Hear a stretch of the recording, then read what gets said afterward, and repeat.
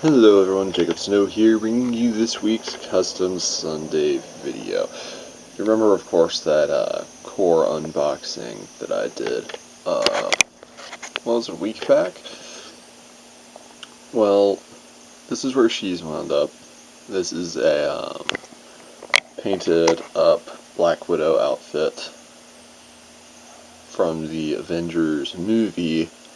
Though the one from the cartoon is exactly the same print and everything, it's just, it's got different details and a different belt with it. But I've already taken the belt off. The normal belt's got the gun holsters and everything. I already took that off with some scissors a long time back. And you may be wondering why on earth I'm showing you this after it's said and done.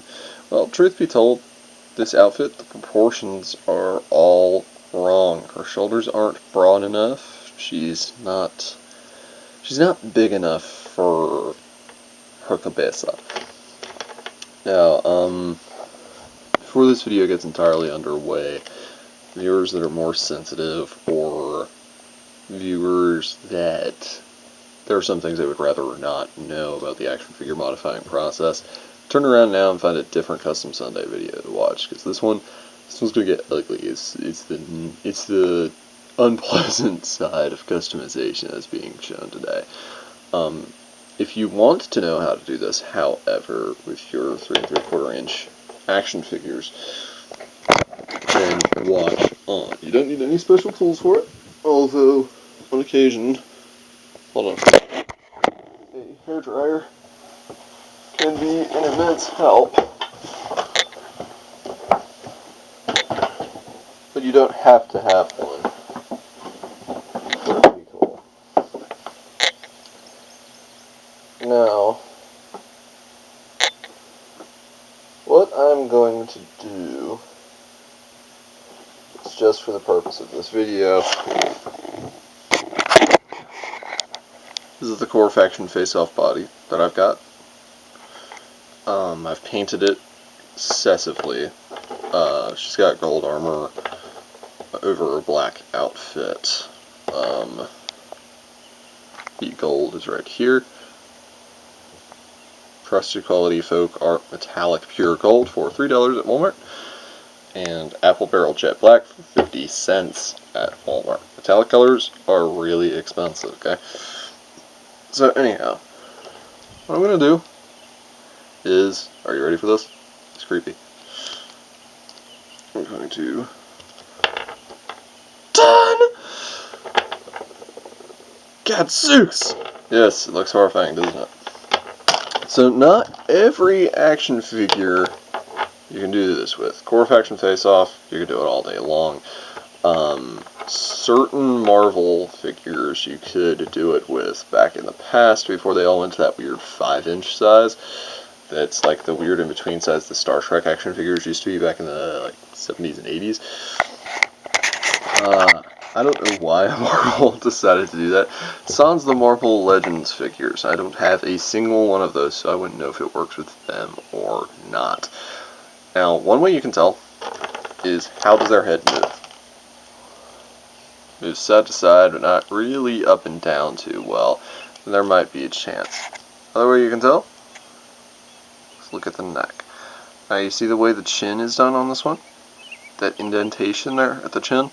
That usually denotes that it's nothing else. You know, it's just a peg at the top of the neck holding the head on. Another way you can tell is if there is a hinge on the neck. If there's a hinge on the neck, it's going to be substantially harder to get the head off, and chances are you'll break the body trying to do it. Now,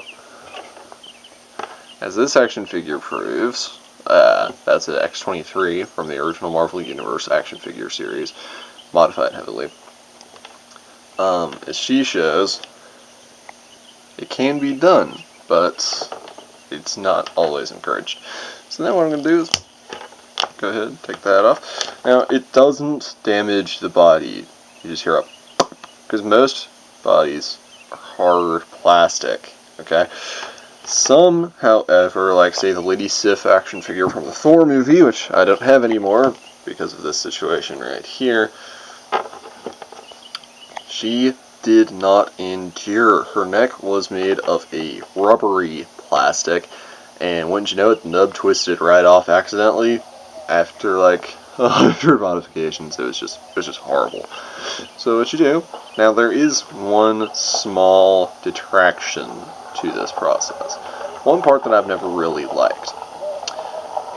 This is where the action is. This is the socket. In the socket, well, you notice it's a hole that's a certain size. Now the problem is, look at these. It's very faint, but there is a size differential between that one and that one, which means this socket, unfortunately, has gotten stretched. It's bigger than it was originally, which means while this can go on just like that, it's a lot looser than it used to be. Now for her, she's totally fine, but some of them, if the socket, if the nub thing, the ball, is too small, it'll go on there and you'll be able to go like this.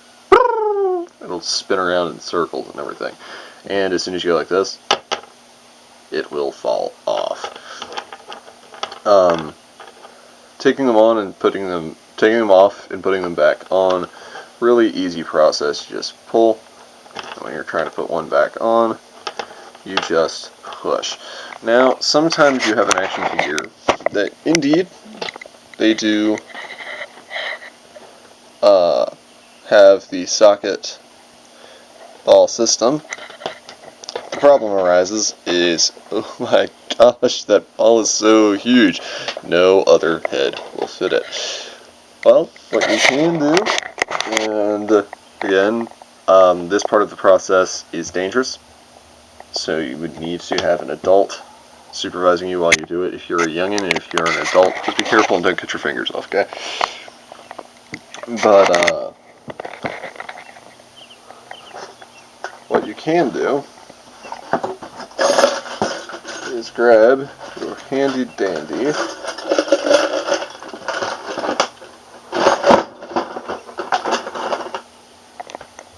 pocket knife. And what you do with this pocket knife is you flip out the pointy bit and see this nub. What you do is you kind of like whittling a piece of wood, you pare it to make it the right size. Now, don't do this lightly, okay? If you do it the wrong way, too fast, or make it too small, it won't work for anything. With one exception, there is a fix for this issue. If you have an action figure that's too small for anything, duct tape. You tear off a tiny little piece, maybe even smaller than that, but no, that's about the right size. So you tear it off.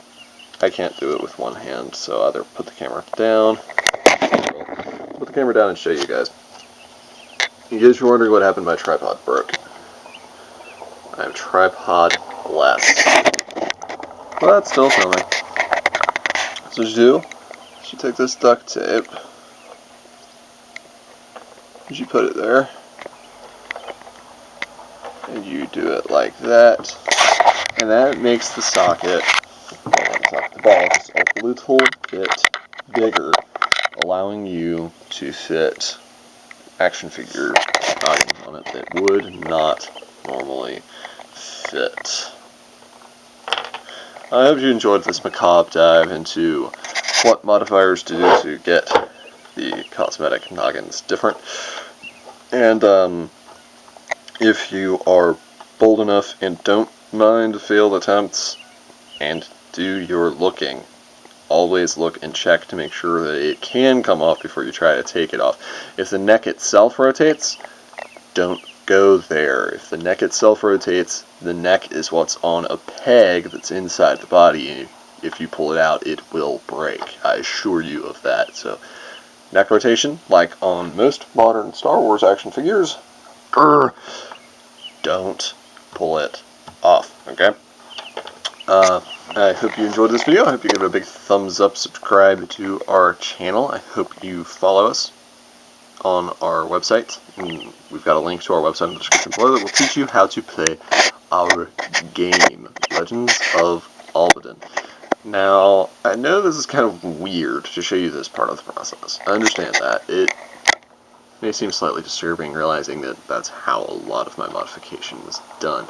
But the thing is there are so many different methods of doing it, and this one is the single most cost effective. You take 2 action figures that you already have, switch them, and essentially get 2 new action figures out of the deal.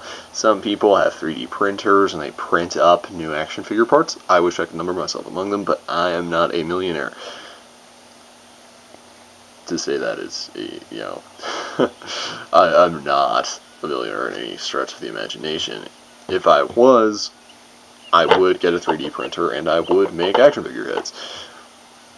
Maybe even action figure bodies, but nah. I don't know what copyright issues are at hand here, but for some reason the action figure pool, it just, to me it seems it keeps shrinking. So what I think is happening is that, and this is just a thought, I don't know if it's, you know, actually that way or not, but I think people are copyrighting the basic action figure design, so it's not able to be used by any other company. So the core ladies can only be used by Leonard, and the Marvel ladies can only be used by Marvel, or, well, Hasbro, as a matter of fact.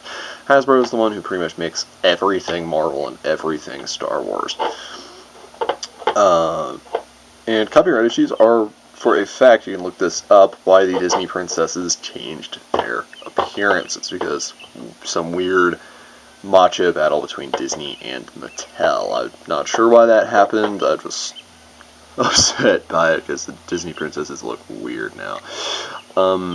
That's just a matter of opinion for me. If you like the way they look, then that's awesome, and I'm glad you do. You know, find the toys that you enjoy to play with and play with them.